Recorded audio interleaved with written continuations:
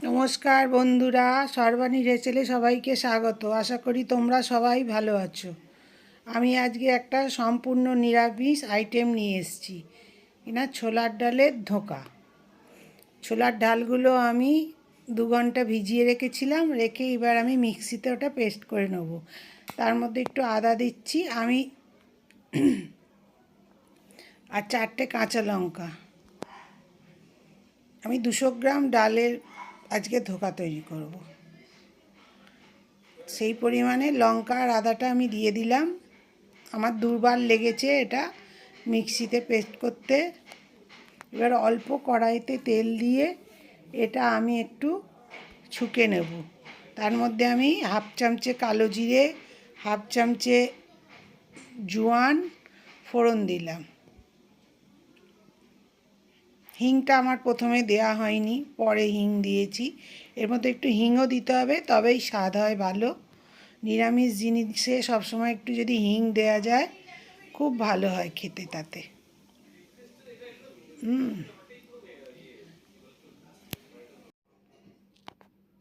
আমি এটা কড়াই নেড়ে নিচ্ছি। তার মধ্যে এবার আমি স্বাদ মতো লবণ দিলাম।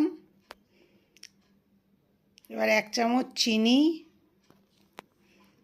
আর অল্প হলুদ। এবার ঝাল যে যার খাবার মতন দেবে, যে যেমন ঝাল খেতে পছন্দ করে। এর মধ্যে এখন একটু লঙ্কা গুঁড়োও দেওয়া যায়, কিন্তু আমি দিইনি, আমি শুধু একটু হলুদ গুঁড়ো দিয়েছি। আর একটু ভাজা মশলার গুঁড়ো দিয়ে দিলাম।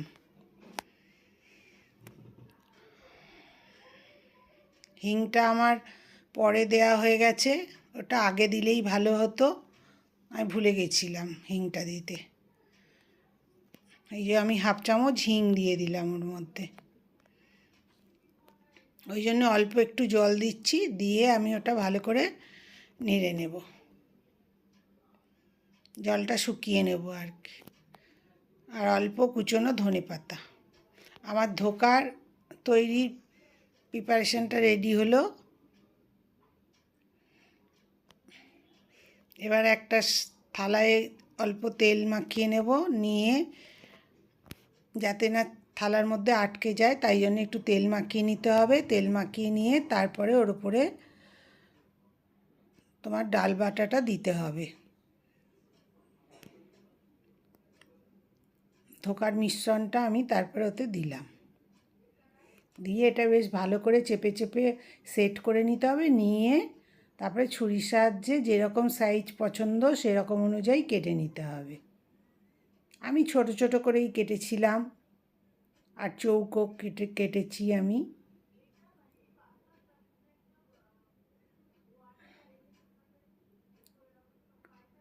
এরকম করে কেটে নিতে হবে, নিয়ে তারপরে এগুলোকে আবার ছাঁকা তেলে ভাজতে হবে।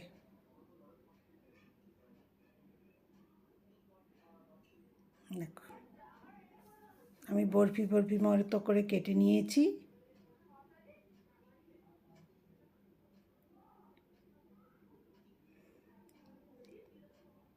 এরকম করে বাড়িতে ধোকা তৈরি করলে ভীষণ ভালো লাগে খেতে, কারণ এটা তো পুরো ডালেরই। কেনা ধোকাতে তো অনেক কিছু ওরা মেশায়, অতটা ভালো লাগে না, শক্ত হয়, ঝোলও ঢোকে না ভেতরে রান্না করলে।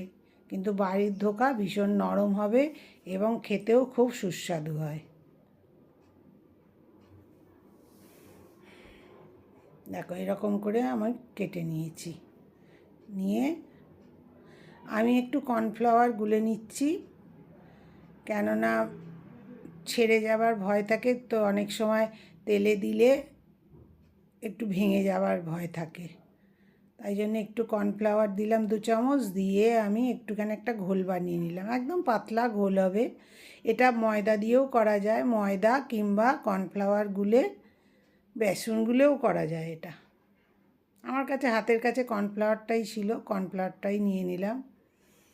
এর মধ্যে বরফি এগুলো ধোঁকাগুলোকে একটু করে ভিজিয়ে নিয়ে তারপরে তেলের মধ্যে ছাড়বো, যাতে না ওগুলো তেলের মধ্যে দিলে ভেঙে যায়। এইরকম করে ধোকাগুলো করলে ধোকাগুলো বেশ গোটা গোটা থাকবে।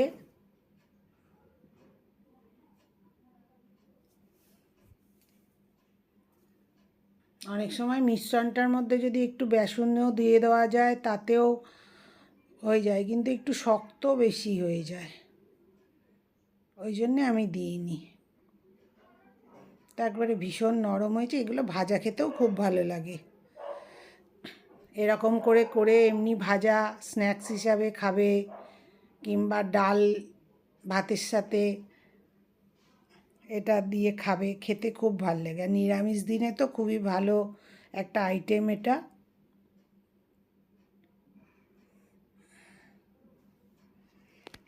এরকম করে আমি ধোকাগুলো ভেজে নিয়ে নেব, নিয়ে তারপরে আমি আবার ধোকার ডালনা বানাবো।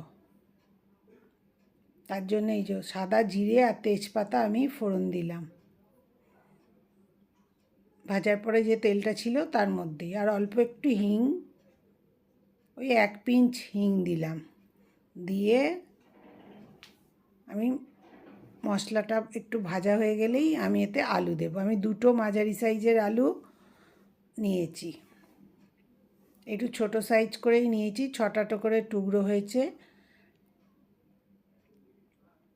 আলুটা ভালো করে ভেজে নিয়ে তারপরে মশলাগুলো দেব আমি।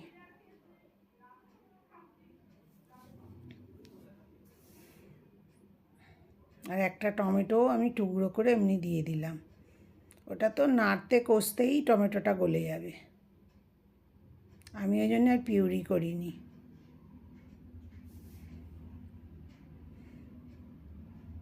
দেখো এরকম করে করে নিয়ে এবার একটু আদা বাটা দেবো 1 চামচ। বাটা মশলার মধ্যে শুধু আদা বাটাই যাবে, একটু আদা বাটা দিলাম, আর একটু স্বাদ মতো এবার লবণ দিয়ে দেবো।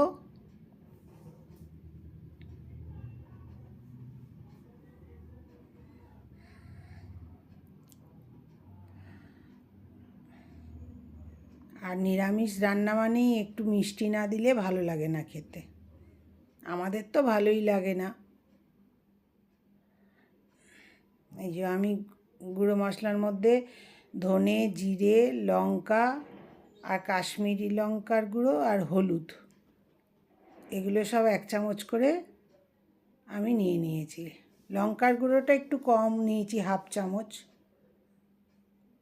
ঝাল লঙ্কার গুঁড়ো।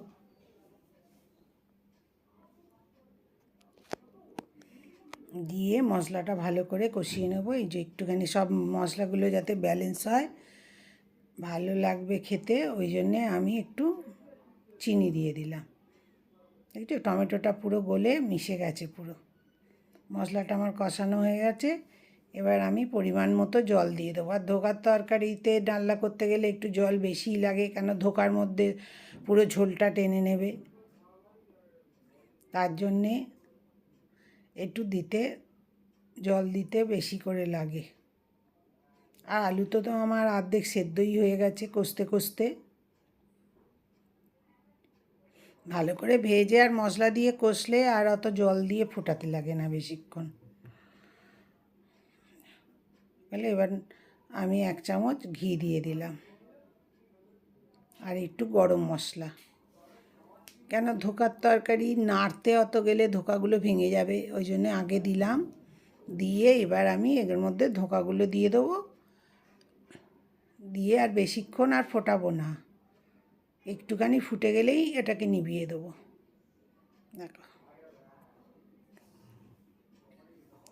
ওর মধ্যে দিয়ে বেশিক্ষণ ফোটালেই কিন্তু ধোকাগুলো পুরো গলে যাবে।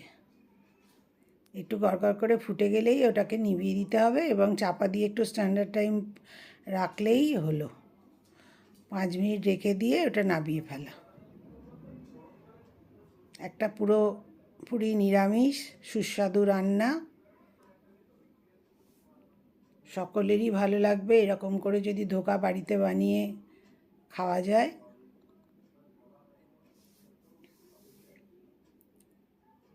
দেখো আমি নিভিয়ে দিলাম, নিভিয়ে চাপা দিয়ে দিলাম।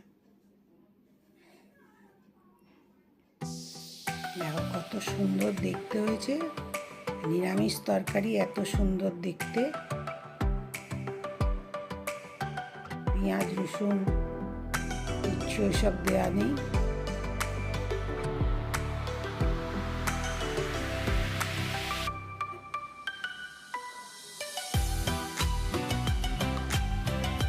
যদি রান্না ভালো লাগে তোমাদের, তাহলে একটু লাইক শেয়ার কমেন্ট করো, আমার চ্যানেলটা সাবস্ক্রাইব করে দিও, আর আমার সাথে একটু থেকো, তাহলে আমার পথ চলার সুবিধে হবে এবং ভালোও লাগবে তোমরা সঙ্গে থাকো।